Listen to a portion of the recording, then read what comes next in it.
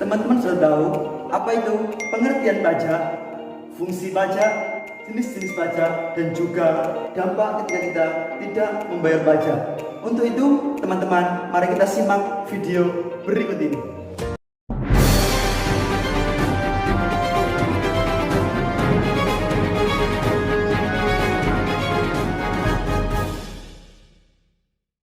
Assalamualaikum warahmatullahi wabarakatuh.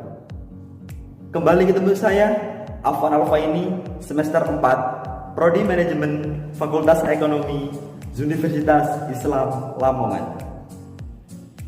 Di sini, teman-teman, saya akan menjelaskan tentang pengertian pajak dan definisinya. Untuk teman-teman, kita sebagai penduduk yang ada di Indonesia, kita harus mengetahui apa itu pengertian pajak, karena kita hidup di negara tidak luput dengan kata pajak dan membayar pajak. Menurut undang-undang, definisi pajak adalah kontribusi wajib kepada negara yang terutang oleh orang pribadi atau badan yang bersifat memaksa berdasarkan undang-undang dan tidak mendapat imbalan secara langsung, dan uangnya digunakan sebagai kemakmuran rakyat dan juga kesejahteraan rakyat. Jadi itu penjelasan menurut undang-undang, teman-teman. Selanjutnya saya akan menjelaskan tentang fungsi-fungsi pajak. Jadi setelah kita mengetahui pengertian apa itu pajak, kita harus juga tahu apa fungsi-fungsi pajak. Yang pertama adalah sebagai anggaran pemerintah. Kenapa kok sebagai anggaran pemerintah? Karena pemerintah mempunyai pemasukan melalui dengan dana-dana pajak yang Anda bayarkan. Contohnya, semisal ada program-program pemerintah atau anggaran-anggaran pemerintah yang dicanangkan dalam bidang kesehatan contohnya. Lah, ini biaya-biaya dalam pengeluaran-pengeluaran tersebut akan ditanggung melalui biaya-biaya pajak tersebut, atau juga bisa digunakan untuk sebagai pelaksana atau sebagai alat untuk melaksanakan program pemerintah di bidang sosial, contohnya bantuan-bantuan sosial dan lain-lain demi kesejahteraan masyarakat yang ada di negaranya. Yang kedua, yakni fungsi untuk mengatur dan juga menjalankan kebijakan pemerintah. Kenapa kok pajak sebagai hal untuk mengatur dan juga sebagai hal untuk melaksanakan kebijakan pemerintah? Karena di mana dengan pajak nantinya pemerintah bisa akan melaksanakan program-programnya dengan baik. Contohnya, semisal ada suatu perusahaan yang akan memproduksi atau membuat sebuah minuman keras. Lah, minuman keras ini kan dilarang di negara kita. Lah, nanti dari pemerintah bisa menjalankan programnya melalui pajak ini dengan memperbesar biaya pajak untuk perusahaan yang akan membuat minuman keras ini. Jadi dari kedua tersebut sangat berkaitan dan sangat bermanfaat bagi negara kita. Yang pertama tadi adalah untuk sebagai anggaran pemerintah, dan yang kedua adalah hal untuk mengatur dan juga melaksanakan kebijakan pemerintah. Jadi teman-teman tidak bisa ragu lagi untuk membayar pajak, karena fungsi dari pajak tersebut sudah jelas dan sudah dijelaskan oleh pemerintah. Oleh karena itu, mari kita membayar pajak.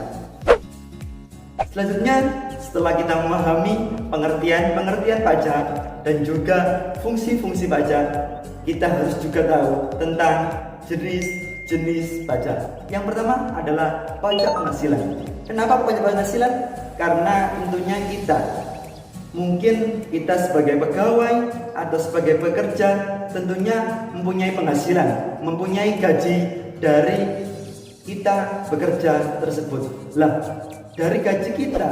Ketika kita mempunyai gaji yang lebih dari standar, maka bisa dikenakan pajak yang namanya pajak penghasilan. Yang kedua, yakni pajak pertambahan nilai dan juga barang mewah. Pajak pertambahan nilai tentunya semisal saya mempunyai barang. Lah, barang ini bisa mempunyai nilai yang tambah dengan adanya pajak dan juga barang mewah. Barang mewah contohnya seperti apa? Ketika kita membeli suatu barang atau kita mempunyai suatu barang yang nilainya atau harganya melebihi standar, maka akan juga dikenakan pajak. Lah, dari contoh tersebut itu bisa dikenakan dengan pajak pertambahan nilai dan juga pajak barang mewah. Yang ketiga yakni pajak bea materai.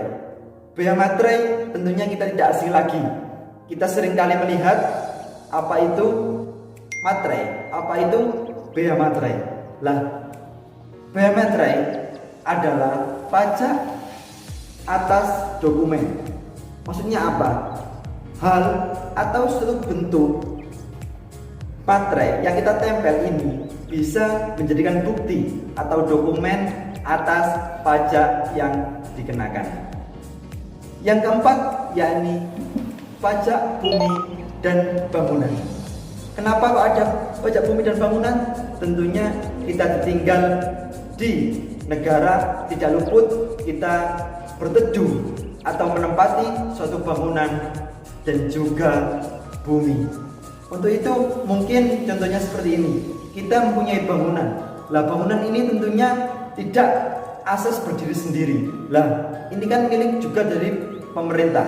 Lah, maka dengan itu kita sebagai penduduk yang ikut juga memakai dan juga menempati, kita akan diperkenankan membayar pajak bumi atau bangunan. Atau juga bisa contohnya semisal ada jalan tol.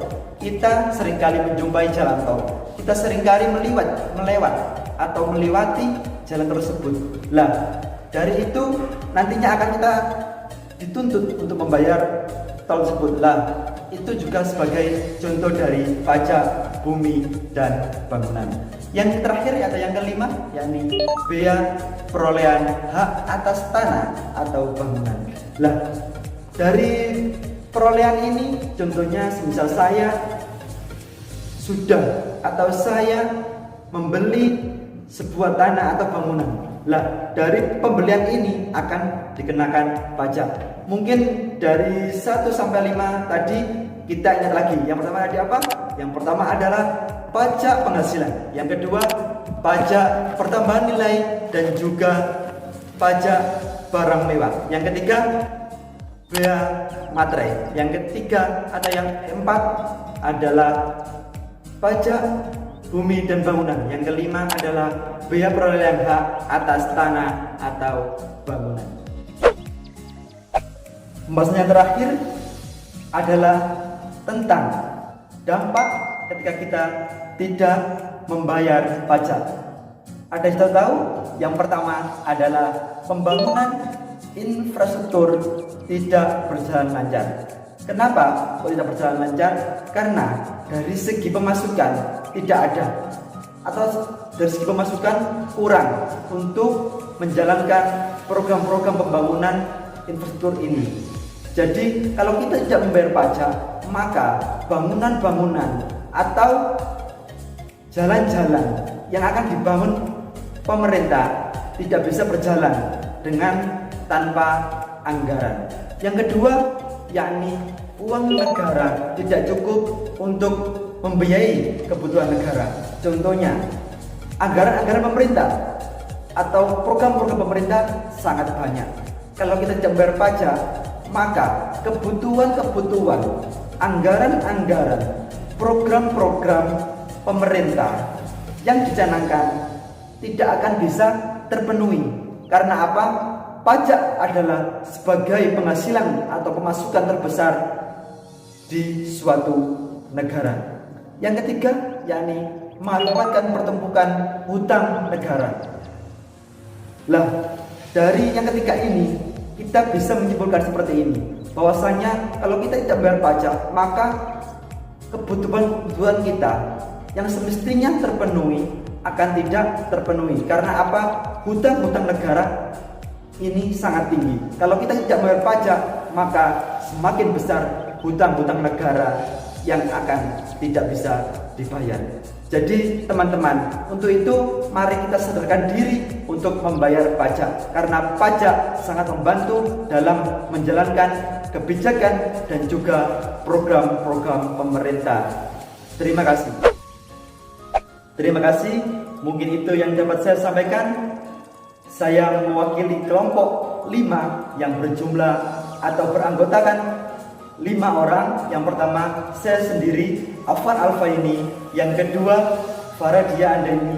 Yang ketiga Wardah Jian dan Saida. Yang keempat adalah Mila Wardah. Dan yang 5 adalah Muhammad Erwin Febriawan. Jadi mungkin itu yang dapat saya sampaikan.